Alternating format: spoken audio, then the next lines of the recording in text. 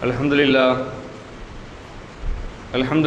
nahmaduhu wa nasta'inuhu wa nastaghfiruhu wa na'udhu billahi min sururi anfusina wa min sayyiati a'malina may yahdihillahu fala mudilla lahu wa man yudlilhu fala hadiya lahu wa ashhadu an la ilaha illallah wahdahu la sharika lahu wa ashhadu anna muhammadan abduhu wa rasuluhu amma ba'd faqad qala Allahu ta'ala fil Qur'anil alim fa fil Furqanil Majid أعوذ بالله من الشيطان الرجيم بسم الله الرحمن الرحيم يا أيها الناس اتقوا ربكم الذي خلقكم من نفس واحدة وخلق منها زوجها وبث منهما رجالا كثيرا ونساء واتقوا الله الذي تساءلون به والأرحام إن الله كان عليكم رقيبا قال نبينا صلى الله عليه وسلم كل بدعة ضلالة وكل ضلالة في النار அளவற்ற அருளாளனும் நிகரற்ற பேரன்புடையவனும் ஆகிய எல்லாம் அல்ல அல்லாஹ்வின் திருப்பெயரை போற்றி புகழ்ந்தவனாக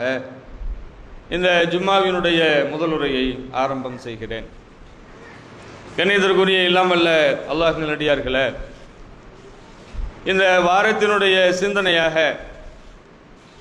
மரணமில்லா மறுமை வாழ்வு என்ற சிந்தனையின் கீழ் அவை சார்ந்த செய்திகளை இன்ஷா அல்லாஹ் நாம் குர்ஆன் ஹதீஸிலிருந்து அறிந்து கொள்ளவிருக்கிறோம். மரணமில்லா மறுமை வாழ்வு என்று சொன்னால் அதை அல்லாஹும் அல்லாஹுடைய தூதரும் இரண்டு வகையாக பிரித்தே நமக்கு அதை கற்றுத்தருகிறார்கள், சொல்லித் தருகிறார்கள். என்ன இரு வகை என்றால், பொதுவாக மரணம் என்பது இந்த உலக வாழ்வில் ஒரு முறை வாழ்ந்து மரணித்து போவதோடு சரி. மறுமை என்று வந்துவிட்டால், மறு உலகத்திற்கு நாம் சென்று விட்டோம் என்றால், அங்கே பாவிகளாக இருந்தாலும் நல்லவர்களாக இருந்தாலும் மரணம் என்பது அங்கே கிடையாது. சொர்க்கவாசிகளுக்கும் மரணம் இல்லை, நரகவாசிகளுக்கும் மரணம் இல்லை.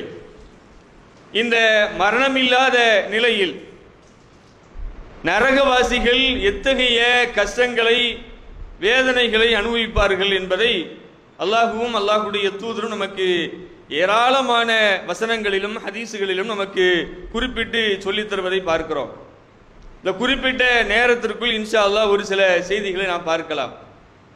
அல்லாஹுடைய தூதர் ஸல்லல்லாஹு அலைஹி வஸல்லம் அவர்கள் சொன்னார்கள், நாளை மறுமை நாளில் மலக்குமார்கள் தங்களோடு கருப்பு வெள்ளை கலந்த ஒரு ஆட்டுக்குட்டியின் வடிவத்தில் ஒரு உருவத்தை அழைத்து வருவார்கள். அழைத்து வந்து சொர்க்கம் நரகம் இரண்டிற்கும் இடையில என்ன செய்வாங்க அப்படின்னா, அதை நிறுத்தி வைப்பார்கள்.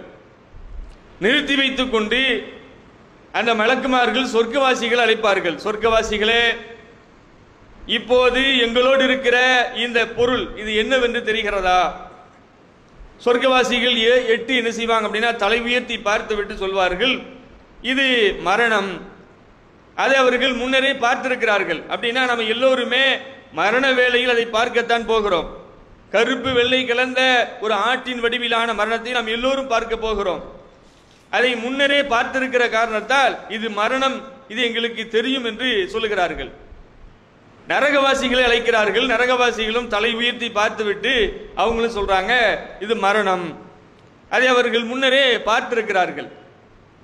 இப்படி இருவரும், சொர்க்கவாசிகளும் நரகவாசிகளும் மலக்குமார்களுடைய கேள்விக்கு பதிலளித்த பிறகு அந்த மலக்குமார்கள் சொர்க்கவாசிகளுக்கும் நரகவாசிகளுக்கும் சொல்வார்கள், சொர்க்கவாசிகளே, நிரந்தரம், இனிமேல் உங்களுக்கு மரணம் என்பதே ஏற்படாது.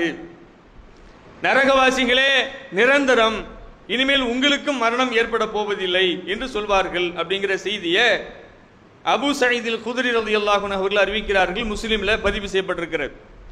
இப்ப இந்த செய்தி சொல்லுகிற விஷயம் என்ன அப்படின்னு சொன்னா, மரணம் இல்லை என்கிற அந்த வார்த்தை நடக்க போகிற அந்த நிகழ்வு சொர்க்கவாசிகளுக்கு ஏற்கனவே இன்பம், அது கூடுதல் இன்பத்தை பெற்று தருவதாக அமையும். நரகவாசிகள் ஏற்கனவே அங்கே அவர்கள் கரித்து எரித்து கொண்டிருக்கிற நெருப்பிற்கு மத்தியில கூடுதல் தீப்பட்ட காயத்தில் ஒரு தேளோ அல்லது ஒரு பூரானோ கொட்டினால் எது மாதிரியான ஒரு வலியை உணர வேண்டி இருக்குமோ அதுபோல அவர்கள் ஏற்கனவே வெந்து கொண்டிருக்கக்கூடிய நரகத்தில் இருப்பவர்களுக்கு துர்ச்செய்தியாக சொல்லப்படுகிற செய்தி என்ன அப்படின்னு சொன்னா, உங்களுக்கு மரணம் இல்லை. மரணம் இல்லை என்கிற அந்த வார்த்தை நடக்க போகிற நிகழ்வு அவர்களுக்கு ஏற்கனவே வெந்து கொண்டிருக்கிற அந்த வேதனை விட கூடுதல் வேதனை அதிகப்படுத்தும் என்பதை இந்த செய்தி நமக்கு உணர்த்துகிறது. ஏன் அப்படின்னு சொன்ன, நரகவாசிகளை பொறுத்த மட்டில் செத்துவிட மாட்டோமா என்றுதான் நினைப்பார்கள். இந்த உலக வாழ்க்கையில் நாம் அடைகிற துன்பங்களுக்கு தீர்வாக முத்தாய்ப்பாக இருப்பதே மரணம் என்பதை எல்லோரும் விளங்கி இருக்கிறோம். அதே போல நரகவாசிகள் அதை விரும்புவார்கள். செத்துற மாட்டோமா, யாழைத்தனி குந்து துராவா, ஏற்கனவே செத்து போனது போல மண்ணோடு மண்ணாக மக்கி போய் இருக்க கூடாதா, ஏன் இங்க திரும்ப வந்தோம் என்று நினைப்பார்கள், புலம்பிக் கொள்வார்கள். அந்த வகையில மரணம் இல்லாத அந்த மறுமை வாழ்வில் நரகவாசிகளினுடைய நிலை எப்படி இருக்கும் அப்படிங்கிறத திருமறை குர்ஆன்ல 87வது அத்தியாயம் 13, 14 ஆகிய வசனங்கள்ல அல்லாஹ் பேசுகிறான். அல்லதி யஸ்லன்னாரல் குபுரா, அவன் பெரிய அந்த பெண்ணம்பெரிய நெருப்பில் நுழைவான். சும்மலா யமூது ஃபீஹா வலா யஹ்யா, பின்னர் அதிலே அவன் மரணிக்கவும் மாட்டான், வாழவும் மாட்டான் என்று அல்லாஹ் சொல்கிறான். வாழ்வும் மரணமும் என்று சொன்னால் இந்த உலக வாழ்க்கையில இன்பம் துன்பங்களை கடந்து வாழ்கிறோம், மரணித்து போய்விடுகிறோம். அங்கே துன்பம் மட்டுமே இருக்கும், இன்பத்திற்கு வேலையே கிடையாது. அப்படிப்பட்ட வாழ்க்கையில் மரணம் அவர்களுக்கு ஏற்படவே செய்யாது. வாழ மாட்டார்கள் என்றால் மகிழ்ச்சி என்பதே அங்கே கிடையாது. மரணமும் வராது, முழுக்க முழுக்க துன்பத்தை மட்டுமே அனுபவித்துக் கொண்டிருப்பார்கள். மரணம் அவர்களை விட்டு அப்பாற்பட்டு போய்விடும் என்பதை அல்லாஹ் இந்த வசனத்தின் வாயிலாக நமக்கு குறிப்பிட்டு சொல்லி தருகிறான். நாம இந்த உலகத்துல ஒரு குறிப்பிட்ட காலம் மழை பெய்கிறது, வெயில் துவங்குகிறது என்றால் அந்த சீசன் காலத்துல சில பலரசங்கள், கரும்புச்சாறு, நொங்கு, பதநீர் என்று ஐஸ் வாட்டர் அப்படின்னு நம்ம நிறைய குடிக்கிறோம், பாடியை கூலா வச்சுக்கிறதுக்கு. குடை பிடித்து நடக்கிறோம், ஃபேனுக்கு கீழே இருக்கிறோம், ஏசிக்கு கீழே உட்கார்ந்து இருக்கிறோம். ஆனால் இங்கே வெயிலுக்கு பிறகு வசந்த காலம் என்று காலம் மாறி மாறி வந்து கொண்டிருக்கிறது. இறுதியில் மரணம் வந்து செத்து போய் விடுகிறோம். ஆனால் மறுமையை பொறுத்த மட்டில், நரகவாசிகளை பொறுத்த மட்டில் மரணமே வராது என்று சொன்னால் அவர்கள் படுகிற அவஸ்தைக்கு அளவே கிடையாது. நாம அதிகபட்சமான வெப்பம் இருக்கக்கூடிய காலகட்டத்தில் தண்ணீரை சொம்பு சொம்பாக குடிப்போம். அப்படி ஒரு நிகழ்வு இருக்கிறதா இல்லவா? நரகவாசிகள் அந்த நெருப்புக்குள்ளேயே கிடக்கிறார்கள் என்றால் அவர்களுக்கு தாகம் எவ்வளவு இருக்கும்? தண்ணீரை விரும்புவார்கள் அல்லவா? அல்லாஹ் திருமறை குர்ஆனிலே குறிப்பிடுகின்றான். 14வது அத்தியாயம் 16, 17 ஆகிய வசனங்களை அல்லாஹ் குறிப்பிடுகிற போது, மின் வராயிஹி ஜஹன்னம் வைஸ்கா மிம்மாயின் சதீத், அல்லாஹ் சொல்லுகிறான், அவனுக்கு முன்னால் நரகம் இருக்கிறது. நரகவாசி நரகத்துல கிடக்கிறான், முன்னாடி பின்னாடி எல்லா பக்கம் நெருப்பு தான். நரகம் அவனுக்கு முன்னால் இருக்கிறது. அவனுக்கு சீல் நீர் புகட்டப்படும். தண்ணிலாம் கிடையாது, கூல்ட்ரிங்க்ஸ் கிடையாது, சீலும் சலமும் அவனுக்கு புகட்டப்படும். அதை அவன் மிடராக விழுங்குவான்.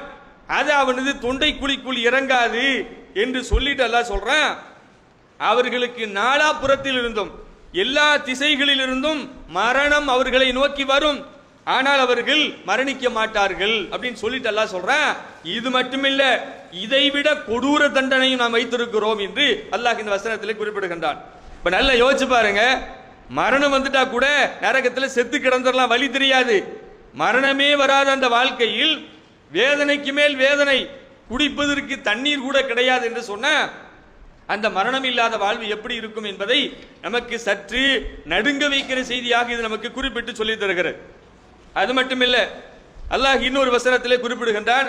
29வது அத்தியாயம் 55வது வசனத்திலே அல்லாஹ் குறிப்பிடுகிற போது, யௌம யக்ஸாஹுமுல் அதாப் வமின் ஃபௌகிஹிம் வமின் தஹத்தி அர்ஜுலிஹிம் வயகூலு தூக்கு மா குன்தும் தஅமலூன். அல்லாஹ் சொல்லுகிறான், அந்த நாளில் அவர்களுக்கு மேலிருந்தும் கால்களுக்கு கீழிருந்தும் வேதனை அவர்களை சூழ்ந்து கொள்ளும்.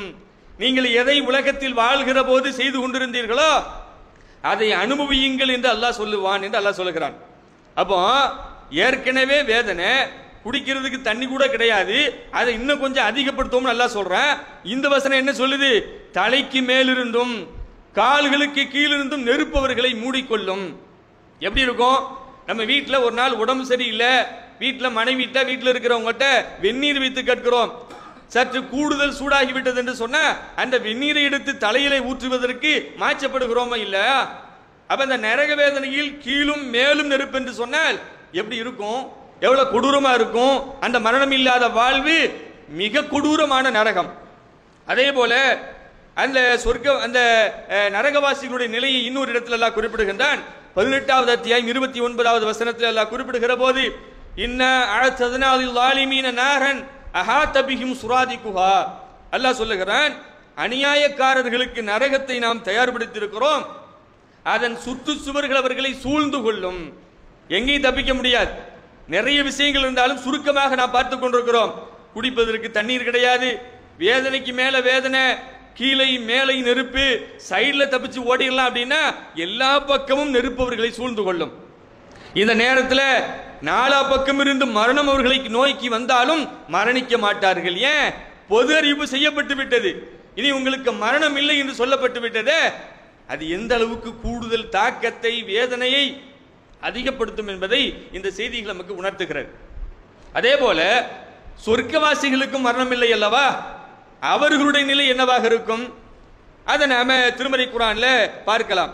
29வது அத்தியாயம் 58வது வசனத்தில் அல்லாஹ் குறிப்பிடுகின்றான், வல்லதீன ஆமனு வ அமிலு ஸாலிஹாத்தி லனுபவ்வி அன்னஹும் மினல் ஜன்னத்தி குரஃபா.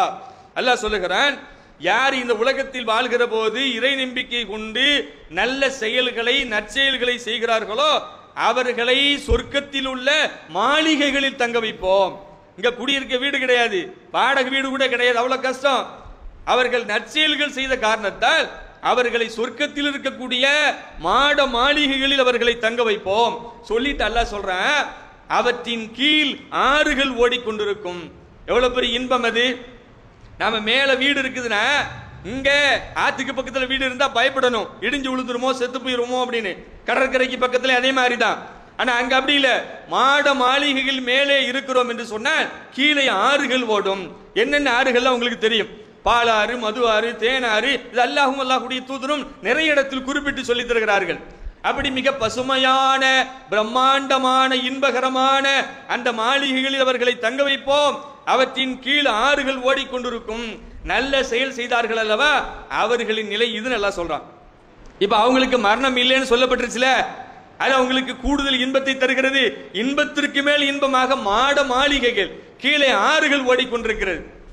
உலகத்தில் பாலை அளவாக வாங்குகிறோம், அதே போல தேனை அளவோடு வாங்குகிறோம், மதுவையும் அளவோடு தான் வாங்குகிறார்கள். இது போதை தரக்கூடிய, மதிமயக்குகிற, கெடுதல் தருகிற மது. அங்கே அப்படி இல்லை, நாம எவ்வளவு நினைக்கிறோமோ அவ்வளவு குடித்துக் கொள்ளலாம், குளித்துக் கொள்ளலாம். அப்படிப்பட்ட இன்பகரமான ஒரு வாழ்க்கையை மரணம் இல்லாத அந்த உலகில் அல்லாஹ் கொடுக்கிறார் என்று சொன்ன காரணம், இந்த உலகத்தில் அவர்கள் இருந்து கொண்டு நற்செயல்களை முற்படுத்தினார்கள் என்பதை இந்த வசனம் நமக்கு குறிப்பிடுகிறது. அதே போல அந்த சொர்க்கவாசிகளுடைய மரணம் இல்லாத அந்த வாழ்விலே அவர்களுடைய இன்பம் எப்படிலாம் இருக்கும் அப்படிங்கிறத நிறைய ஹதீசுகள் குறிப்பிடுகிறது. நாம உலகத்தில் அனுபவித்த சில தொந்தரவுகள் அவர்களுக்கு அங்கே கிடையாது, எந்த தொந்தரவும் இல்லை. குறிப்பிட்டு அல்லாஹ்வுடைய தூதர் சொல்லி தருகிறார்கள். இப்னு அபி ஷைபா அவர்கள் அறிவிக்கக்கூடிய செய்தி புகாரில பதிவு செய்யப்பட்டிருக்கிறது. சொர்க்கத்தில் மரணம் இல்லை, ஏற்கனவே இன்பம், இன்பத்திற்கு மேல் இன்பம், மரணம் இல்லை என்பது அந்த சொர்க்க வாழ்க்கையில அவர்கள் மலம் ஜலம் கழிக்க மாட்டார்கள். அங்க அந்த தேவை இருக்காது. இங்க ஒருத்தர் பாத்ரூம்குள்ள உட்கார்ந்து இருக்கிறார் அப்படின்னா நமக்கு ரொம்ப அவசரமா இருக்குதுன்னா வெயிட் பண்ணி நிக்கிறோம்ல, எப்பண்டா இவர் வருவார் நம்ம போகலாம். அதனால் மலம் சார்ந்த தொந்தரவுகள் நிறைய இருக்குது, குறிப்பிட்டு பேச முடிய நேரம் இல்லை. அப்போ அங்கே அந்த மலம் ஜலம், சிறுநீர் கழிக்கிற தேவையும் இல்லை, மலம் கழிக்கிற தேவையும் இல்லை, அங்க அது ஏற்படாது. அதே போல மூக்கு சிந்த மாட்டார்கள். ஜலதோஷம் பிடிச்சிருச்சுன்னா, சளி பிடிச்சிக்கிருச்சுன்னா, அல்லது ஒரு டஸ்ட் அலர்ஜி அப்படின்னு சொன்னா மூக்கு சிந்திக்கிட்டே இருக்கிறமே, அங்க அந்த டஸ்டுக்கே வேலை இல்லை, சளி பிடிக்கிறதுக்கே வேலை இல்லை, மூக்கு சிந்த மாட்டார்கள், சளி துப்ப மாட்டார்கள். இங்க காரி ரோட்ல, வீதியில, தெருவில், வட இந்தியாவில எல்லாம் பார்த்தோம் அப்படின்னு சொன்னா, அங்கிருந்து வரக்கூடிய ரயில்கள் எல்லாம் பார்த்தோம் அப்படின்னா காரி உமிழ்ந்து ரயில் பெட்டிகள் அத்தனையும் போதைப் பொருட்களின் கரைகளாகத்தான் இருக்கிறது. அதை சுத்தப்படுத்துவதற்கே ஆண்டு கணக்கில், கோடிக்கணக்கில் செலவிடப்பட இருக்கிறது அரசு என்றெல்லாம் சொல்லுகிறார்கள் அல்லவா. அங்க அப்படி துப்புறதுக்கு வேலை இல்லை, எச்சி துப்ப வேண்டிய அவசியம் இல்லை. அவர்களினுடைய தலைகளை மாறுவதற்கு தங்கத்தாலான சீப்புகள் இருக்கும், அல்லாஹ்வுடைய தூதர் சொல்றாங்க. இங்க ஒருத்தர் சீவனை சீப்பு வச்சு இன்னொருத்தர் சீவனா மண்டை அரிப்பு வருது, சொறி வருது, சிறங்கு வருதுன்றோம், டாண்ட்ரஃப்ங்கற, சலாம்புங்கற, என்னமெல்லாம் சொல்றாம்ல. தங்கத்தாலான சீப்புகள் என்று சொன்ன முடியிலும் எந்த தொந்தரவும் இல்லை, பேனும் இல்ல, டேண்ட்ரஃபும் இல்ல, அரிப்பு இல்ல, ஊரல் இல்ல, நரைமுடி கிடையாது. அப்படிப்பட்ட ஒரு வாய்ப்பு. அதே போல இங்க இந்த உலகத்தில் வாழ்கிற காலங்களிலேயே ஒரு 30-35 ஆண்டுகளுக்கு முன்னாடி இப்பவும் சில வீடுகள் இருக்குது, பெண்கள் ஆண்கள் குளித்து விட்டு வந்தால் குழந்தைகளில் குளிப்பாட்டினால் சாம்பிராணி புகை போட்டு பிடிப்பாங்க. எதுக்கு அப்படின்னா சளி பிடிக்க கூடாது, தொந்தரவுகள் ஏற்படாமல் இருக்க வேண்டும் என்று சொல்லி. இன்றைக்கு இந்த வழக்கம் ஓய்ந்து விட்டது. ஆனா சொர்க்கவாசிகளுக்கு அல்லாஹ் கொடுப்பான். அவர்களுக்கு அதாவது நறுமண புகைப்பிடிப்பதற்காக வேண்டி அவர்களுக்கான தூப கலசங்களிலே அகில் கட்டைகளால் எரிக்கப்படும். அல்லாஹ்வுடைய தூதர் சொல்றாங்க, அகில் கட்டை என்று சொன்னால் அது விலை உயர்ந்த ஒரு மரம், அடர்ந்த காடுகளில் இருக்கக்கூடிய மரம், நறுமணம் கமலக்கூடிய மரம். அதிலிருந்தவர்கள் தூவமிடுவதற்கு கட்டைகள் கொடுக்கப்படும். அத்தகைய தூப கலசங்களில் ஆவி பிடிப்பார்கள் என்று அல்லாஹ்வுடைய தூதர் சொல்லிட்டு, ரொம்ப முக்கியமா இந்த உலகத்துல கொஞ்சம் வெயில் அதிகமாயிட்டு அப்படின்னு சொன்னா நமக்கு நாமே வியர்வை சார்ந்த துருவாடையை தாங்கிக் கொள்ள முடியவில்லை. அடுத்தவர்கள் முகம் சுளிப்பார்களோ அப்படிலாம் யோசிக்கிறோம்ல, அந்த வியர்வை துருநாற்றம் அங்கே இருக்காது. அந்த வியர்வை எல்லாம் கஸ்தூரியை போன்ற மனம் கமலுகிற விஷயமாக அல்லாஹ் அவர்களுக்கு அதை மாற்றி கொடுத்து விடுவான். இது அந்த மரணம் இல்லாத வாழ்க்கையில் எவ்வளவு பெரிய சந்தோஷத்தை அதிகப்படுத்திக்கிட்டே போகுதுன்னு பாருங்க. இன்னும் அல்லாஹ்வுடைய தூதர் சொல்றாங்க, இந்த உலகத்துல வெவ்வேறு நபர்களுடைய குணாதிசயங்கள் மாறுபட்டு கிடக்கிறது. அதனால் பல குழப்பங்கள், சண்டை சச்சரவுகள், பிரச்சனைகள் வருகிறது அல்லவா. அங்க அல்லாஹ் எப்படி வச்சிருக்கிறான் தெரியுமா? அந்த மரணம் இல்லாத சொர்க்க வாழ்க்கையில எல்லோருடைய குணமும் ஒரே குணமாக இருக்கும். நற்குணத்தில் இருப்பார்கள். பொறாமை, சூழ்ச்சி, பொச்சிக்காப்பதெல்லாம் கிடையாது. ஒரே குணம் கொண்டவர்களாக அங்கே இருப்பார்கள். இன்னும் சொல்றாங்க அல்லாஹ்வுடைய தூதர், மூல தந்தையான ஆதம் அலைஹிஸ்ஸலாம் அவர்களை போன்று 60 மலம் உயரம் கொண்டவர்களாக இருப்பார்கள் அல்லாஹ்வுடைய தூதர் சொல்றாங்க. இது ஏற்கனவே வாக்களிக்கப்பட்ட எல்லாம் கிடைக்குது. இத்தகைய நிகழ்வுகள் எல்லாம் அங்கே இருக்கிறது அப்படின்னு சொன்னா அந்த மரணம் இல்லாத சொர்க்க வாழ்க்கையில் ஆனந்தம் ஆனந்தம் ஆனந்தத்திற்கு மேல் ஆனந்தத்தை எல்லாம் வாரி கொடுத்து கொண்டே இருப்பான் அப்படிங்கிறத இந்த செய்திகள் நமக்கு உணர்த்தி கொண்டிருக்கிறது. அப்போ அந்த மரணம் இல்லாத மறு உலக வாழ்வில் நரகத்தில் போய் மரணம் இல்லாமல் வேதனை அடைவதை விட சொர்க்கத்தில் கூடுதல் இன்பங்களை பெறுவதற்கு நாம் முயற்சிக்க வேண்டும். மனதிற்குள் ஆழ பதிய வைத்துக் கொள்ள வேண்டும். அஸ்ஸலாமு அலைக்கும்.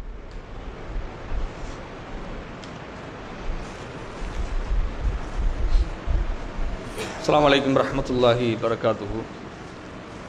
கண்ணியத்திற்குரிய எல்லாம் வல்ல அல்லாஹ் நல்லடியார்களே, மரணம் இல்லாத மறு உலக வாழ்வு என்பதில் முதலுரையில் நாம் சில செய்திகளை பார்த்திருக்கிறோம். அதில் இந்த சொர்க்கவாசிகளுக்கு இன்னும் கூடுதலான இன்பங்கள் என்னவெல்லாம் இருக்கிறது அப்படிங்கிறத நிறைய குர்ஆன் வசனங்களும் ஹதீஸுகளும் அது பற்றி பேசுகிறது.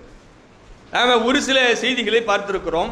அல்லாஹ்வுடைய தூதர் அவர்கள் குறிப்பிடுகின்றார்கள், அபூ சயீத் அல் குத்ரி ரலியல்லாஹு அன்ஹு அவங்க அறிவிக்கிறாங்க, முஸ்லீம்ல பதிவு செய்யப்பட்டிருக்கிறது.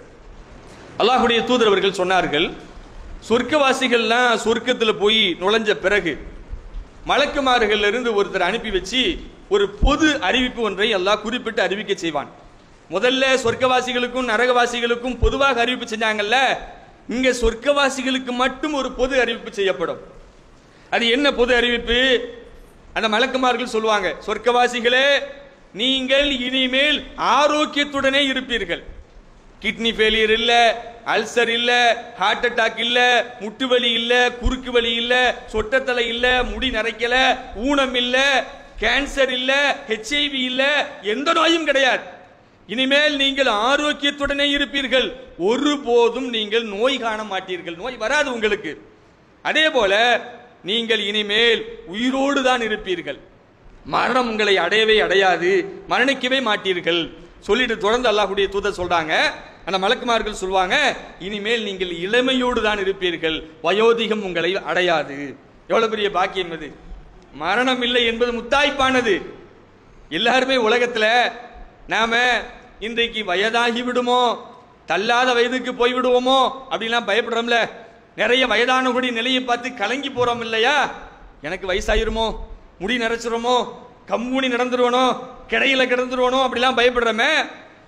சொர்க்கத்தில் இங்கே வாழுகிற காலத்தில் அறச்செயல்களை நமக்கு நாமே முந்தி செய்து அனுப்பியிருந்தோம் என்று சொன்னால் அந்த மரணம் இல்லாத சுவன வாழ்வில், இன்பகரமான இந்த வாழ்வில் இளமை மட்டுமே தவழ்ந்தோடும், வயோதிகம் என்பதவர்களை தொடாது என்று அல்லாஹ்வுடைய தூதர் அவர்கள் சொல்லிட்டு தொடர்ந்து சொல்றாங்க, ஒருபோதும் நீங்கள் மரணிக்க மாட்டீர்கள், இளமையோடு தான் இருப்பீர்கள், ஒருபோதும் முதுமையடைய மாட்டீர்கள், அதுல கூடுதலாக இன்பத்தோடு மட்டும்தான் நீங்கள் இருப்பீர்கள், ஒருபோதும் நீங்கள் துன்பம் காணவே மாட்டீர்கள் என்று அல்லாஹ்வுடைய தூதர்கள் சொன்னார்கள் அப்படிங்கிற செய்தியை பார்க்கிறோம்.